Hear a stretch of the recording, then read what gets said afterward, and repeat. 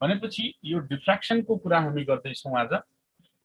डिफ्र्याक्सन भन्नुको मतलब के हो? तर लाइट जुन हो, लाइटले केही प्रोपर्टिजहरू देखाउँछ। त्यो के प्रोपर्टिजहरू देखाउँछ भन्दाखेरि जस्तै रिफ्र्याक्सन देखाउँछ, रिफ्लेक्सन देखाउँछ, हैन, इन्टरफेरेन्स देखाउँछ। त्यसमध्ये एउटा यो पनि प्रोपर्टी हो, डिफ्र्याक्सन देखाउनु पर्ने हुन्छ। लाइट यदि वेभ हो भने डिफ्र्याक्सन प्रोपर्टी देखाउनु पर्ने हुन्छ। अब यो एक्चुअली डिफ्र्याक्सन भन्नुको मतलब के हो त भन्दाखेरि डिफ्र्याक्सन भन्नुको मतलब either bending bending or spreading भन्छ।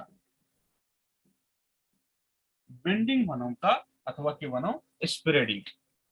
कुनै ठाउँमा बेन्ड हुनु अथवा कुनै ठाउँमा स्प्रेड हुनु। अब भन्छौँ सर बेन्डिङ अफ लाइट त हामीले रिफ्र्याक्सन अफ लाइटलाई भन्छौँ।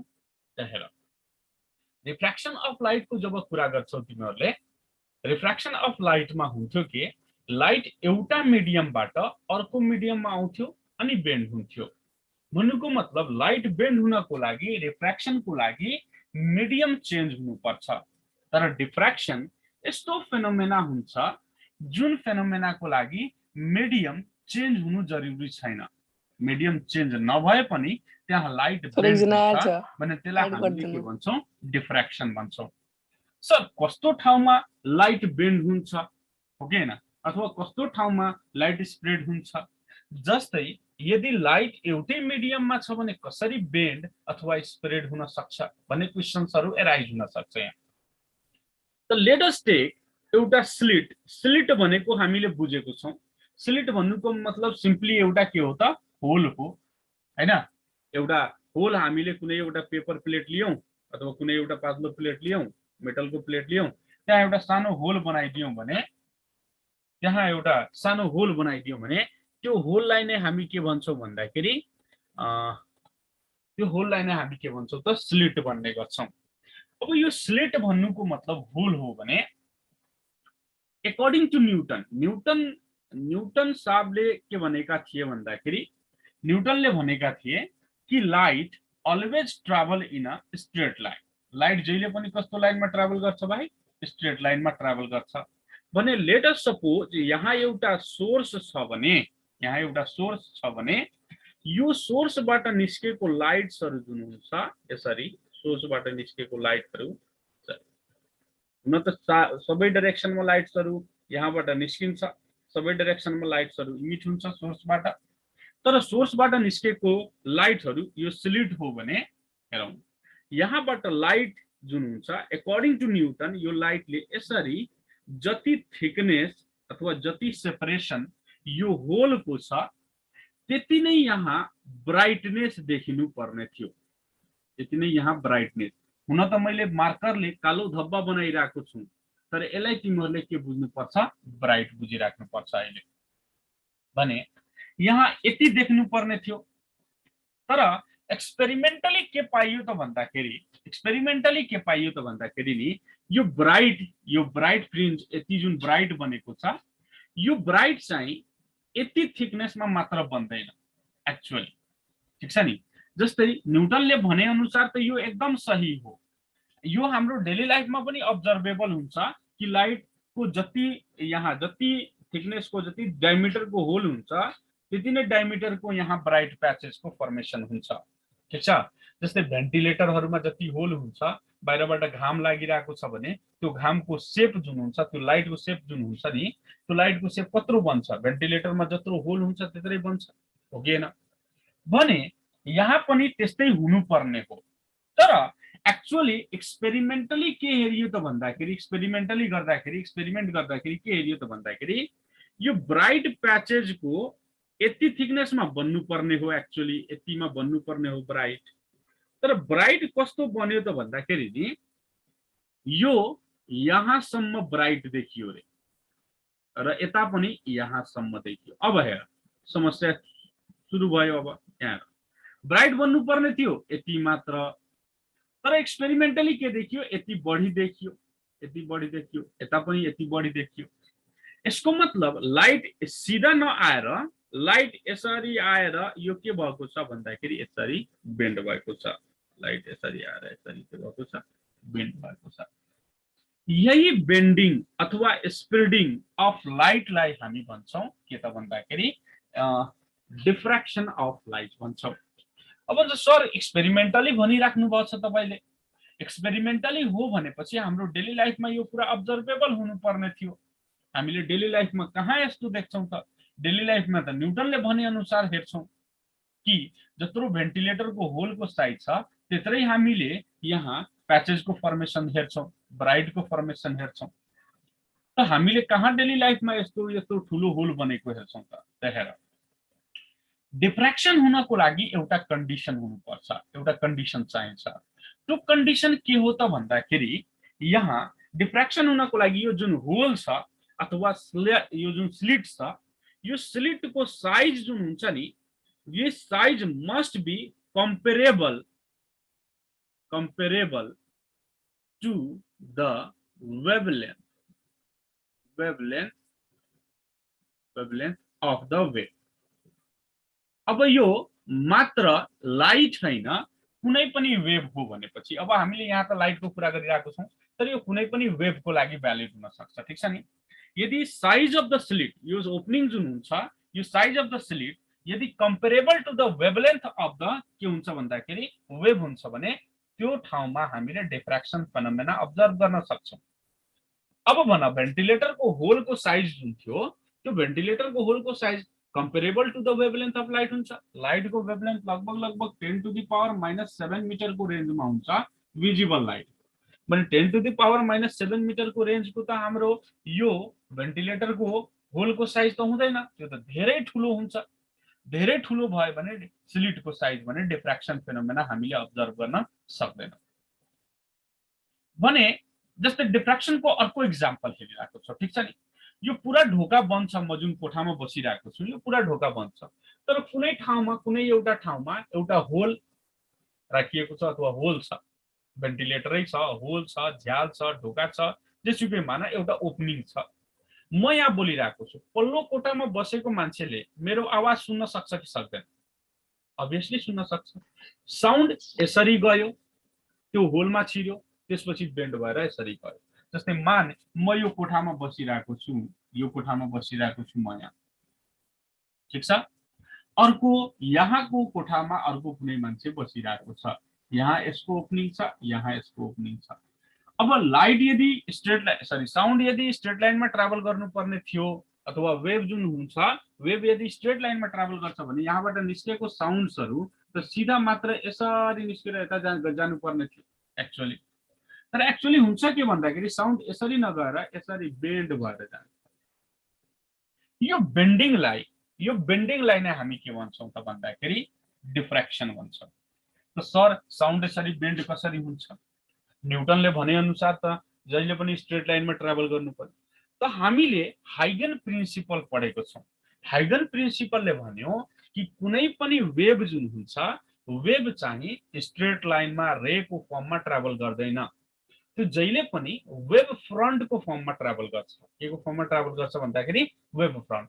त यहाँबाट निस्केको वेभ जुन हुन्छ यसरी, यहाँबाट निस्केको यो जुन ओपनिङ छ, यो ओपनिङमा जुन वेभ, जस्तै मानौ न यहाँ यो एउटा ओपनिङ भयो भने यहाँबाट यो वेभ साउन्ड वेभ यसरी निस्किरहेको छ भने साउन्ड वेभको यो वेभ फ्रन्टहरु जुन छ, यी वेभ फ्रन्टको हरेक point behaves as the new source of अर्को सेकेन्डरी वेभ फ्रन्ट यसरी।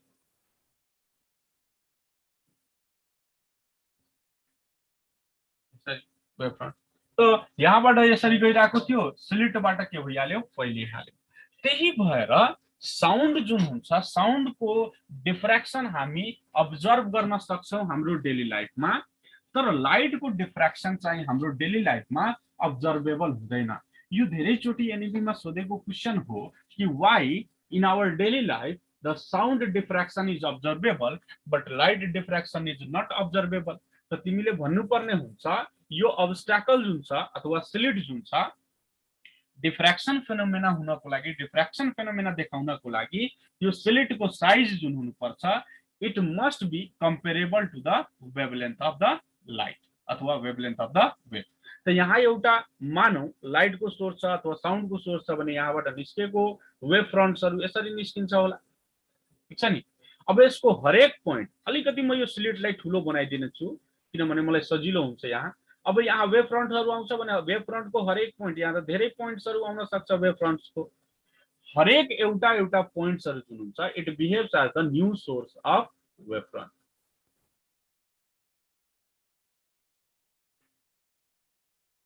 हरेक एउटा पोइन्ट, हरेक एउटा पोइन्ट, हरेक एउटा पोइन्टको यो के हुन्छ यसरी। अब हेर आउनु पर्ने यति, तर यो वेभ फ्रन्ट्सहरु के भएर गइरहेछ, फैलिएर गइरहेको छ। त्यही भएर यहाँसम्म यसको ब्राइटनेसको थिकनेस अलिकति बढी देखिन्छ अकॉर्डिंग टू वेभ थ्योरी। ठीक छ नि।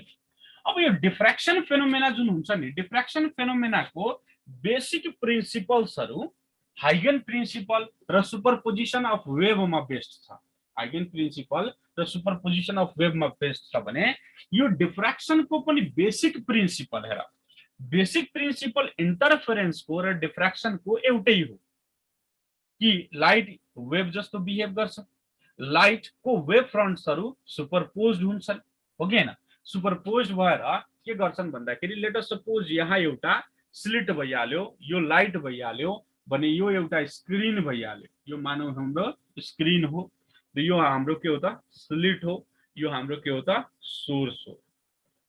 यहाँबाट हरेक डाइरेक्सनमा के हुन्छ लाइट इमिट भइरहेको छ र लाइट इमिट हुँदाखेरि यो हैन कि लाइट रे को फर्ममा ट्राभल गर्छ।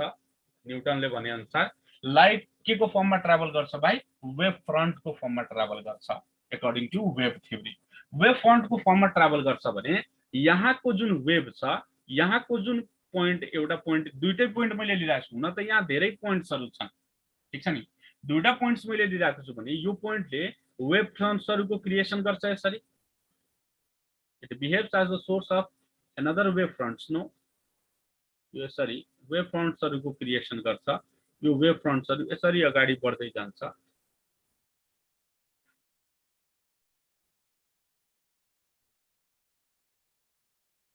अब यो पोइन्टलाई म लिन्छु, यो पोइन्टले पनि के जस्तो बिहेभ गर्छ, it is the source of another secondary wave fronts भने यो पोइन्टले पनि यदि वेभ फ्रन्ट जस्तो बिहेभ गर्छ भने यसरी।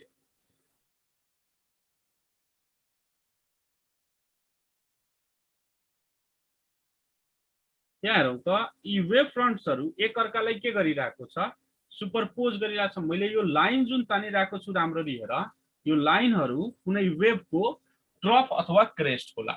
जस्तै मानौ न कुनै वेभ यसरी ट्राभल गरिरहेको छ भने यसरी ट्रफ र क्रेस्टको फर्ममा ट्राभल गर्छ होला,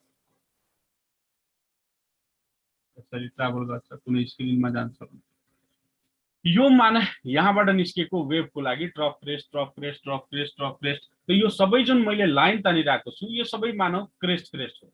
ठीक छ नि।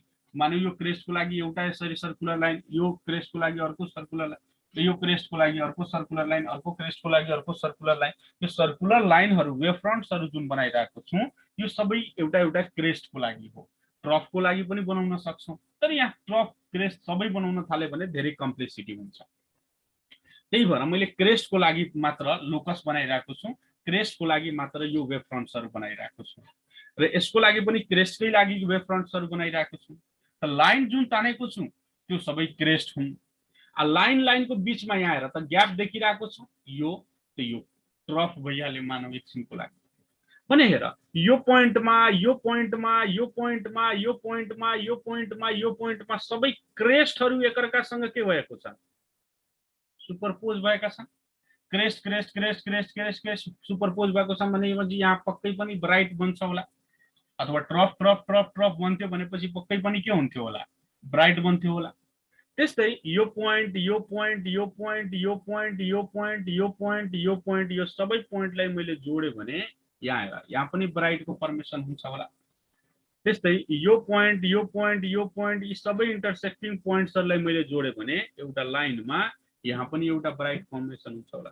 यो पोइन्ट्सहरुलाई जोइन गरे भने यहाँ पनि एउटा ब्राइट फर्मेसन हुन्छ होला। ठीक छ नि। त हेर डिफ्र्याक्सन फेनोमेना हुँदाखेरि मात्र लाइट स्प्रेड हुँदैन, यो इन्टरफेरेन्स जस्तै, इन्टरफेरेन्स भने जस्तै यहाँ पनि ब्राइट ब्राइट ब्राइट ब्राइट भने बीचमा के फर्मेसन हुन्छ, डार्क डार्क डार्क डार्क। भने bright dark bright dark bright dark bright dark as similar to interference bright dark फ्रिन्जेसहरुको फर्मेसन हुन्छ डिफ्र्याक्सनमा पनि। सर फरक के भयो त्यसो भए त इन्टरफेरेन्स र डिफ्र्याक्सनमा? इन्टरफेरेन्समा पनि ब्राइट डार्क फ्रिन्जेसहरुको फर्मेसन भइरहेको छ अनि डिफ्र्याक्सनमा पनि ब्राइट डार्क फ्रिन्जेसहरुको फर्मेसन भइरहेको छ। त एउटा सिम्पल फरक म भन्छु। सबैभन्दा पहिला इन्टरफेरेन्सको लागि तिमीले यंग्स डबल स्लिट एक्सपेरिमेन्टमा दुईवटा स्लिट लिएको थियो, यहाँ एउटै स्लिट लिएको छौं। एउटा यो बच्चावाला डिफरेन्स भइहाल्यो कि यहाँ एउटा स्लिटबाट यहाँ ब्राइट डार्क फ्रिन्जेसहरुको फर्मेसन भइरहेको छ, तर इन्टरफेरेन्समा दुईवटा स्लिट लिएको थियो, त्यसको अनुसारमा त्यहाँ ब्राइट र डार्क फ्रिन्जेसहरुको फर्मेसन भइरहेको थियो, हो कि हैन? अर्को कुरा हेर, इन्टरफेरेन्स जब फेनोमेना हामीले स्टडी गरिरहेको थियौं त इन्टरफेरेन्स फेनोमेनामा जुन मानौ यहाँ एउटा स्लिट, यहाँ एउटा स्लिट, दुईवटा स्लिट थियो, यहाँ एउटा स्क्रिन थियो भने यहाँ जुन लाइटको कारणले गर्दा यहाँ सेन्टरमा ब्राइट अथवा डार्क बन्थ्यो, यो ब्राइट डार्क सबै इक्वल साइजको बन्थ्यो। ब्राइट डार्क यहाँ इक्वल साइजको बन्थ्यो, ठीक छ नि? त्यसको हामीले क्याल्कुलेसन पनि गरेको छौं। ब्राइट डार्क को साइजेसहरु, थिकनेसहरु के हुन्थ्यो भन्दाखेरि सेपरेसन्सहरु बराबर हुन्थ्यो इन द इन्टरफेरेन्स। तर डिफ्र्याक्सनमा के हुन्छ भन्दाखेरि यो जुन सेन्टरमा ब्राइट बन्छ नि, यो सेन्ट्रल ब्राइट भन्छ, यसलाई हामी भन्छौं सेन्ट्रल म्याक्सिमा पनि भन्ने गर्छौं, सेन्ट्रल म्याक्सिमा भन्छौं। त सेन्ट्रल म्याक्सिमाको साइज जुन हुन्छ, त्यो सेन्ट्रल म्याक्सिमाको साइज अथवा विड्थ भनौं अथवा यसको इन्टेन्सिटी भनौं, यो अरु ब्राइटहरु भन्दा के हुन्छ, म्याक्सिमम हुन्छ। अरु ब्राइटहरु भन्दा के हुन्छ, म्याक्सिमम।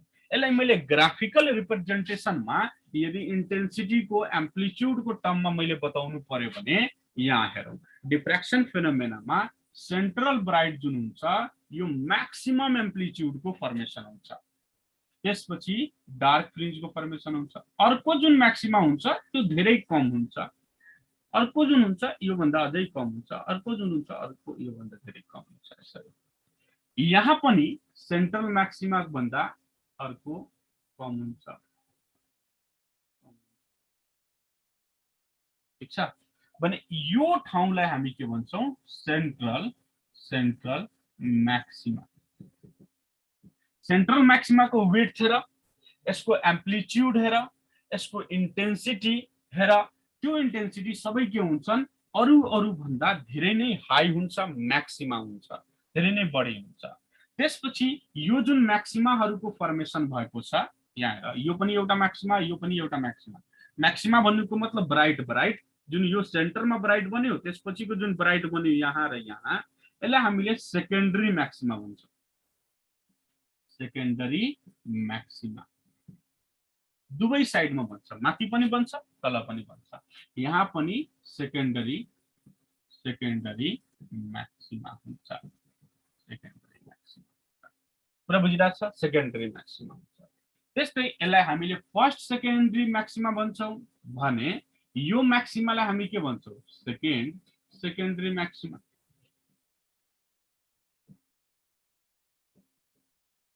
यसलाई हामी के भन्छौं, सेकेन्डरी म्याक्सिमा। यसरी गरेर त्यसपछि third secondary maxima, fourth, fifth, sixth जतिवटा पनि बन्न सक्छ यहाँ, depending upon the intensity of light. Intensity of लाइटमा डिपेन्ड गरेर यो जतिवटा पनि के बन्न सक्छ। अब जहाँसम्म बन्छ त्यहाँसम्म त ब्राइट डार्क फ्रिन्जेसहरुको न्युटनको भने अनुसार यदि हामीले हिँड्थ्यौं भनेपछि एउटा यत्रो स्लिट छ, यत्रो मात्र शेपको एउटा ब्राइट फ्रिन्ज बन्थ्यो होला यहाँ। तर हामीले न्युटन अनुसार नहिँडेर कसको अनुसार हिँड्यौं त, हाइगेनको अनुसार। हाइगेनको अनुसार हिँड्दाखेरि त लफडा भइहाल्यो, धेरै लफडा छ यहाँ हेर, तर सजिलो छ, त्यस्तो गाह्रो छैन। भने यहाँ ब्राइट डार्क फ्रिन्जेसहरुको फर्मेसन हुँदै गयो एज सिमिलर टु इन्टरफेरेन्स। तर इन्टरफेरेन्स भन्दा फरक के हुन्छ, इन्टरफेरेन्समा जुन सेन्ट्रल ब्राइटको फर्मेसन हुन्छ, सेकेन्डरी ब्राइटको फर्मेसन हुन्छ, तिनीहरुको विड्थ जुन हुन्छ त्यो बराबर हुन्छ। तर यहाँ जुन हुन्छ सेन्ट्रल म्याक्सिमाको विड्थ र यसको इन्टेन्सिटी अरु म्याक्सिमाहरु भन्दा बढी हुन्छ र बाकीहरु के हुन्छ कम हुन्छ this is said to be के त डिफ्र्याक्सन अफ लाइट एउटा मैले क्वेशन तिमीहरुलाई राइज गरेको छु त्यो क्वेशनलाई राम्ररी ध्यान दिएर सुन्ने र त्यो राम्ररी त्यसलाई दिमागमा राख्ने हुन त सजिलो छ धेरै सजिलो छ डिफ्र्याक्सन भन्नुको मतलब के हो त इट इज द बेन्डिङ अथवा स्प्रेडिङ अफ लाइट हो बेन्डिङ अथवा स्प्रेडिङ अफ लाइट हो कि हैन अर्को कुरा के त भन्दाखेरि यो डिफ्र्याक्सन फेनोमेना हुनको लागि स्लिटको साइज जुन हुन्छ त्यो स्लिटको साइज हाम्रो वेभको वेभलेन्थको कम्पेरेबल हुन्छ कम्पेरेबल भन्नुको मतलब त्यतिसम्म कमसेकम हुनु पर्यो त्यो भन्दा अलि बढी भए पनि भयो भने हुन्छ ठीक छ नि त्यो भन्दा अलिकति बढी भयो जस्तै मानौं न 10 टु द पावर -7 छ भने 10 टु द पावर -6 मिटरमा लियो भने पनि डिफ्र्याक्सन फेनोमेना हामीले हेर्न सक्छौं अब्जर्भ गर्न सक्छौं त कम्पेरेबल हुनु पर्यो मेन कुरा त्यो कम्पेरेबल हुनु पर्यो यही कारण हो कि लाइट को डिफ्र्याक्सन जुन हुन्छ हाम्रो डेली लाइफमा हामीले अब्जर्भ गर्न सक्दैनौं लाइट को डिफ्र्याक्सन हाम्रो डेली लाइफमा अब्जर्भ नगर्नु पर्ने कारण के हो त भन्दाखेरि लाइट को डिफ्र्याक्सन को लागि स्लिट को साइज कत्रो चाहिन्छ धेरै धेरै धेरै धेरै सानो चाहिन्छ 10 to the power -6 metre 10 to the power -7 metre को रेन्जमा चाहिन्छ तर हाम्रो डेली लाइफमा त्यो अब्स्ट्याकल अथवा स्लिट को साइज जुन हुन्छ नि त्यो स्लिट को साइज चाहिँ 10 टु द पावर -7 मिटर भन्दा धेरै बढी हुन्छ त्यही भएर त्यहाँ डिफ्र्याक्सन फेनोमेना देखिदैन तर साउन्ड को वेभलेन्थ त हुन्छ मिटरमा हुन्छ हो कि हैन त साउन्ड को वेभलेन्थ मिटरमा भएको कारणले गर्दा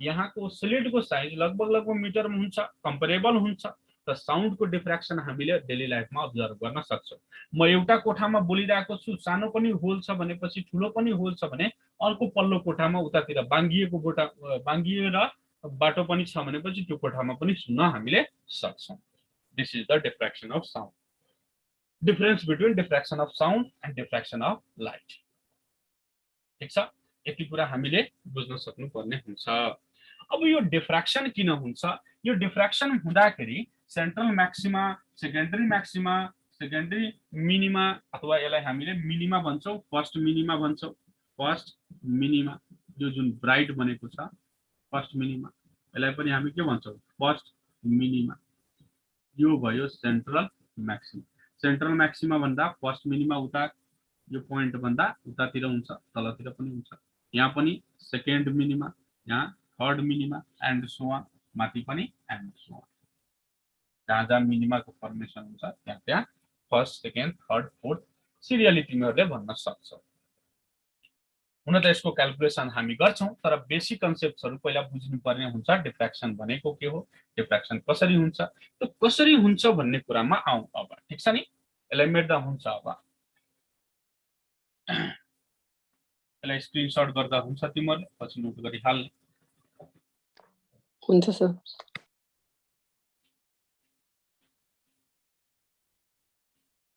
अनि सब लेख सब आरामले सब लेख भने हेर लेट अस सपोज यो डिफ्र्याक्सन को लागि मैले कुरा गरेको छु डिफ्र्याक्सन र इन्टरफेरेन्स फेनोमेनाको बेसिक प्रिन्सिपल जुन हुन्छ बेसिक प्रिन्सिपल एउटै हुन्छ बेसिक प्रिन्सिपल एउटै हुन्छ भन्नुको मतलब दुवै हाइगन प्रिन्सिपलबाट वेभ फ्रन्टको कुराहरु लिएर हामी अगाडि बढ्छौं त्यसपछि सुपरपोजिसन अफ वेभको बारेमा कुरा गर्छौं सुपरपोजिसन अफ वेभमा हामीले त्यहाँ सुपरपोजिसन अफ वेभको बेसिसमा हामीले यो डिफ्र्याक्सनलाई एक्सप्लेन गर्न सक्छौं कि दुईवटा वेभ सुपरपोज हुन्छ त्यसको कारणले गर्दा ब्राइट अथवा डार्कको फर्मेसन हुन्छ भने यो ब्राइट अथवा डार्कको फर्मेसन हुनुको लागि इन्टरफेरेन्सको लागि हामीले कुरा गरेको थियौं ब्राइट डार्क फर्मेसन किन हुन्छ why there is formation of bright and dark fringes एउटा फ्याक्टर हुन्छ र हुन त फेज डिफरेन्स र पाथ डिफरेन्स दुवै भन्न सक्छौ तर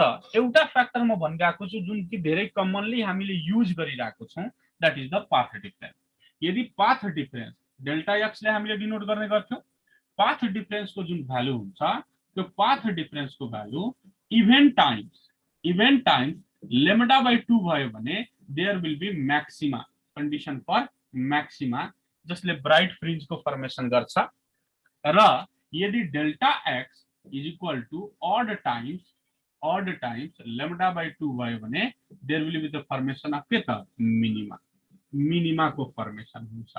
ठीक छ नि। यसलाई अलिकति अझै बुझौँ। जस्तै मानौँ यहाँ यहाँ एउटा वेभ छ। ठीक छ नि।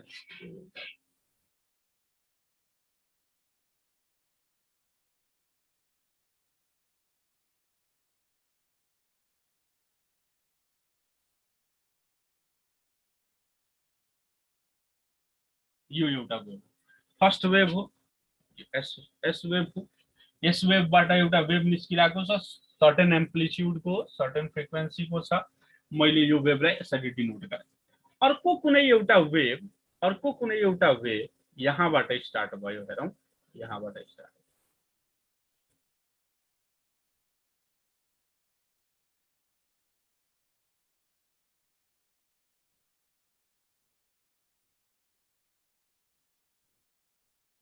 अर्को कुनै वेभ, यो सेकेन्ड वेभ हो, सेकेन्ड वेभ। ठीक छ नि। अर्को कुनै वेभ छ, यो यहाँबाट स्टार्ट भयो।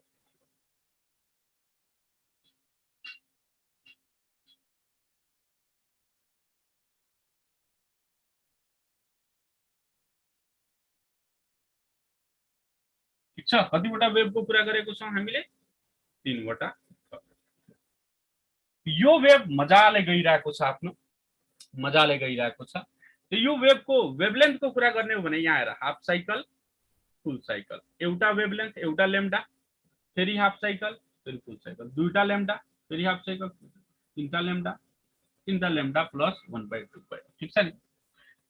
यहाँ हेर, एउटा वेभ जुन छ, यो वेभ यसरी गइरहेको छ। अर्को पनि वेभ आयो, अर्को पनि वेभ आउँदाखेरि यो पोइन्टबाट स्टार्ट भयो। यो पोइन्टबाट स्टार्ट भयो भन्नुको मतलब पहिलो वेभ भन्दा कति पाथ अगाडिबाट स्टार्ट भएको छ। यति पाथ अगाडिबाट स्टार्ट भएको छ भन्नुको मतलब यति पाथ, यो भन्दा के छ, यो भन्दा यति पाथ जुन हुन्छ, यो फर्स्ट वेभ भन्दा, यो मानौँ न फर्स्ट वेभ हो भने, यो फर्स्ट वेभ भन्दा यति पाथ, यति डिस्टेन्स अगाडिबाट यो सुरु भएको छ।